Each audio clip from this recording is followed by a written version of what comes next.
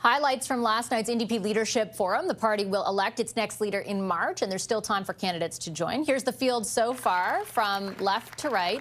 Neil Johnston, Abby Lewis, Tony McQuail, Heather McPherson, and Rob Ashton. And we're continuing our series here on Power Play of interviews with those candidates. Here's Rob Ashton. Hi, Mr. Ashton. It's good to meet you. Welcome to the studio. Thanks for making the time. Thanks for giving me some time. I appreciate it. I appreciate it as well. Why do you want this job? Why do I want this job? Because quite honestly, I've spent far too long watching Liberals and Conservatives lie to Canadians and nothing actually being done for workers. And I got fed up with it. And I figured it's time for me to put my money where my mouth is, or to shut up and I don't shut up. And we had to make positive change for workers. And this is what I plan on bringing to the party and to Ottawa when I get elected, is to bring positive change for workers and bring workers back to Ottawa, so we can run this country. Your message seems, given your history, obviously, and what I've heard so far, very focused on workers and, like you said, quote unquote, bringing them back to the party. What does that mean for people who don't classify themselves that way, but who have traditionally supported the NDP, or who might think about doing it in the future? Are you pushing them away? Not at all. So I've been quoted a lot saying it's working class versus ruling class. And when I say working class envelopes everybody. It envelopes people that work on the docks. It envelopes people that work in office tower. You, for example, as well. It envelopes marginalized people. It envelopes Indigenous people, members of the LGBTQ+ community. It envelopes everybody. Somebody that can't go to work for whatever reason, they can't get a job, or for whatever other reason. It envelopes all of us. And that's what the working class means to me. What would you do to advance the position of the working class should you be successful and become leader of the party? So that's a pretty easy question to answer for me, and it would be jobs. It would be good Canadian jobs in good Canadian industries, jobs that provide workers and their families a stable life, where they can afford groceries, they can afford rent, they can afford a mortgage. Because right now all we see whatever form of government we have, and it swaps between Liberals and Conservatives all the time, is we see billions of dollars of payouts going to corporations. But we don't see money be invested into the working class. They ignore us and they let us wither and die on the vine. And that's something that we're going to bring to the workers of this country. But what exactly will get them those jobs? Like, it's one thing to say, I want the workers of this country to have good paying Canadian jobs. It's another thing to create policies that provide for an environment in which those jobs can be creative. Yeah. What's an example of something policy-wise that you would introduce that could create those jobs? So two quick things. So we've had softwood lumber issues between Canada and the United States for decades. But the US, or the Canadian government, hasn't done really much to help the mill workers. So what our plans are is we're going to go on a plan to build houses. And I'm talking thousands of houses. I'm talking tens of thousands of houses, if not more, across the country. And it's houses that won't affect the market value of, like, a house that I own or a house that you own if you own a home.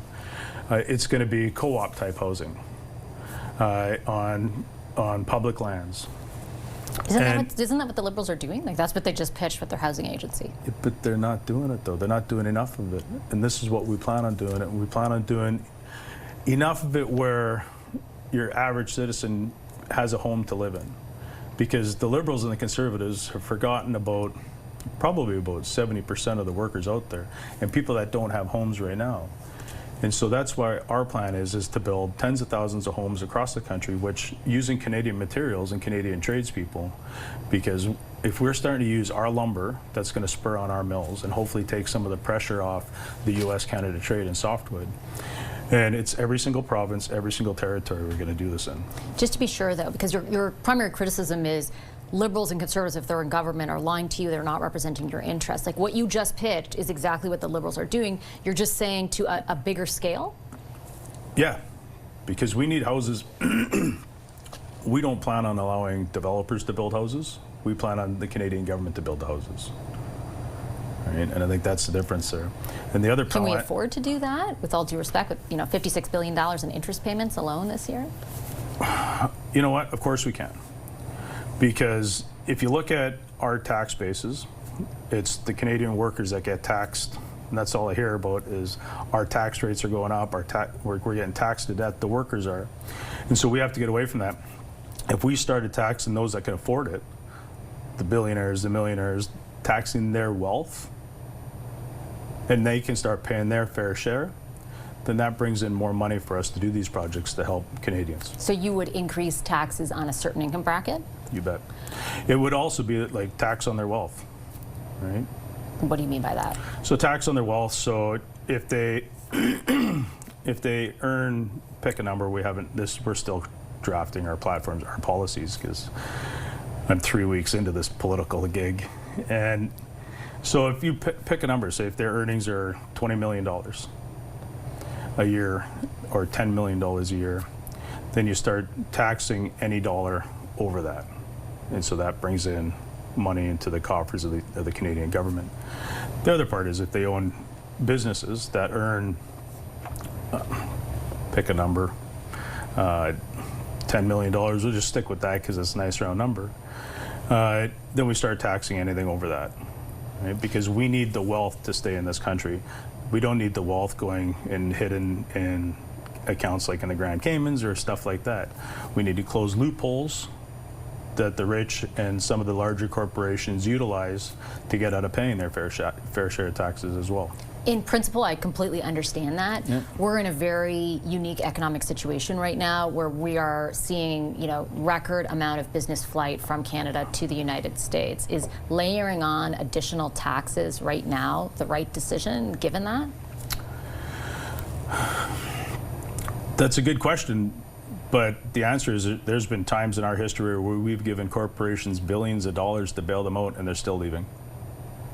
So we either give them billions of dollars and then watch them leave a few years later, or we try to get what's owed to Canadians instead of it coming out of our pocketbooks. Okay, I'm going to leave it on that note. Mr. Ashton, it's been a pleasure. I appreciate it. Best of luck in your candidacy. Thanks, appreciate it.